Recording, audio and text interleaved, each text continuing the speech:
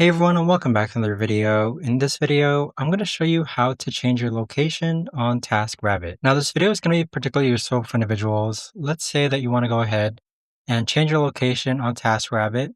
Maybe you move locations and move addresses. How do you actually go ahead about doing so? Now this video is going to be short, sweet, and simple, guys. There's not going to be a lot of steps involved. Now, in order to do this, what you're first going to do is log on to TaskRabbit. Next, click on the top left-hand corner where it says your address.